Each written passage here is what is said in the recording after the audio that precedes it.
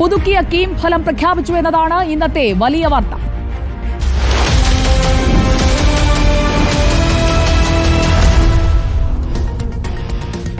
പുതുക്കിയ കീം എൻട്രൻസ് ഫലം പ്രസിദ്ധീകരിച്ചു. റാങ്ക് പട്ടികയിൽ വലിയ മാറ്റമാണുള്ളത്. ഒന്നാം റാങ്ക് അടക്കം മാറി. കേരള സിലബസുകാർ പിന്നിൽ പോയി. 76,230 വിദ്യാർത്ഥികളാണ് പട്ടികയിലുള്ളത്.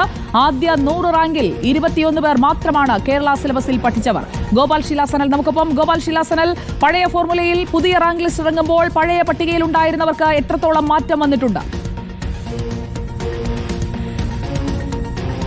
പഴയ പട്ടികയിൽ ഉണ്ടായിരുന്നവർക്ക് കാര്യമായ മാറ്റം തന്നെ ഉണ്ടായിട്ടുണ്ട്. അതിൽ തിരിച്ചടി നേരിട്ടത് കേരള സ്റ്റേറ്റ് സിലബസിൽ പഠിച്ച വിദ്യാർത്ഥികളാണ് എന്ന കാര്യത്തിൽ ഒരു സംശയവും വേണ്ടതില്ല. ആ കുട്ടികൾ ഭയന്നതുപോലെ തന്നെ കാര്യങ്ങൾ സംഭവിച്ചിരിക്കുന്നു. ആദ്യ റാങ്ക് ലിസ്റ്റിൽ അവർക്ക് മെച്ചപ്പെട്ട നേട്ടമുണ്ടായിട്ടുണ്ടെങ്കിൽ അവർക്ക് ഉദ്ദേശ തരത്തിലേക്ക് ഉയരാൻ സാധിച്ചിട്ടുണ്ട് റാങ്കുകളിൽ. എങ്കിൽ ഈ പട്ടികയിൽ 5ാം സ്ഥാനത്തുണ്ടായിരുന്ന വിദ്യാർത്ഥി 1ാം സ്ഥാനത്തേക്ക് മാറ്റി സ്ഥാപിക്കപ്പെടുകയും 1ാം സ്ഥാനത്തുണ്ടായിരുന്ന വിദ്യാർത്ഥി താഴേക്ക് പോവുകയും ചെയ്യുന്ന കാഴ്ചയാണ് നമ്മൾ കാണാൻ സാധിക്കുന്നത്. 76,230 വിദ്യാർത്ഥികളാണ് ആകെ ഈ പുതിയ റിസൾട്ട് പ്രകാരം യോഗ്യത നേടിയിരിക്കുന്നത്. ഇതിൽ ആദ്യ 100 റാങ്ക് എടുത്ത് പരിശോധിച്ചാൽ ആദ്യ പട്ടികയിൽ 43 കേരള സ്റ്റേറ്റ് സിലബസിൽ പഠിച്ച വിദ്യാർത്ഥികൾ ഉണ്ടായിരുന്നു. എന്നാൽ അത് ഇക്കുറി നേർപകുതിയും പിന്നീട് ഒന്നും കൂടി കുറവുള്ള 21 വിദ്യാർത്ഥികൾ, അതായത് ആദ്യ റാങ്കിൽ 43 വിദ്യാർത്ഥികൾ ഉണ്ടായിരുന്നെങ്കിൽ ആദ്യ ലിസ്റ്റിൽ ഉണ്ടായിരുന്നെങ്കിൽ ഇപ്പോൾ അത് ആദ്യ 100-ൽ 21 കേരള സ്റ്റേറ്റ് സിലബസിൽ പഠിച്ച വിദ്യാർത്ഥികളായി കുറഞ്ഞിരിക്കുന്നു. 5ാം സ്ഥാനത്തുണ്ടായിരുന്ന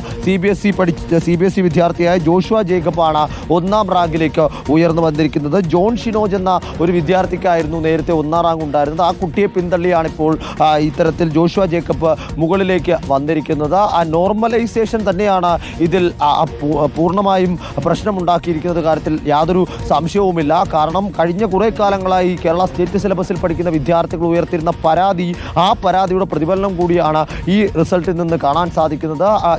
ഈ പരീക്ഷയിൽ ഉന്നത മാർക്ക് നേടുകയും പക്ഷേ നോർമലൈസേഷനും സ്റ്റാൻഡർഡൈസേഷനും ഒക്കെ കഴിഞ്ഞു വരുമ്പോൾ കെമിസ്ട്രി, ഫിസിക്സ്, മാത്സ് പരീക്ഷകളുടെ മാർക്ക് ഏകീകരണം കഴിഞ്ഞു വരുമ്പോൾ ഈ വിദ്യാർത്ഥികൾ പട്ടികയിൽ ഏറെ താഴേക്ക് പോകുന്ന സ്ഥിതി ഉണ്ടാകുന്നു. CBSE വിദ്യാർത്ഥികൾ പട്ടികയിൽ ഉയർന്നു വരുന്ന സ്ഥിതി ഉണ്ടായിരുന്നു. തുടർന്ന് ഉന്നത വിദ്യാഭ്യാസ മന്ത്രിക്കും മുഖ്യമന്ത്രിക്കും അടക്കം പരാതി നൽകുകയും ഏറെ നാൾ ആ പരാതിയിന്മേൽ വലിയ ചർച്ചകൾ നടത്തി ഏറ്റവും ഒടുവിൽ കഴിഞ്ഞ ദിവസമാണ് ഈ വിഷയത്തിൽ പുതിയ ഫോർമുല പ്രകാരം ആ മാർക്ക് ലിസ്റ്റ് അല്ലെങ്കിൽ റാങ്ക് ലിസ്റ്റ് പ്രസിദ്ധീകരിക്കാമെന്ന തീരുമാനത്തിലേക്ക് ഉന്നത വിദ്യാഭ്യാസ വകുപ്പ് എത്തിയത്. തുടർന്ന് റാങ്ക് ലിസ്റ്റ് പ്രസിദ്ധീകരിച്ചു. അപ്പോൾ താരതമ്യേന കേരള സ്റ്റേറ്റ് സിലബസുകൾ കുറഞ്ഞ കുട്ടികൾ കുറച്ച് ഉയർന്ന റാങ്കുകളിലേക്ക് വന്നു. അതിനെ എതിർത്തുകൊണ്ട് CBSE വിദ്യാർത്ഥികൾ ഹൈക്കോടതിയിൽ പോവുകയും സർക്കാരിൻ്റെ ആ ഫോർമുല പ്രകാരമുള്ള റാങ്ക് പട്ടിക റദ്ദാക്കുകയുമായിരുന്നു.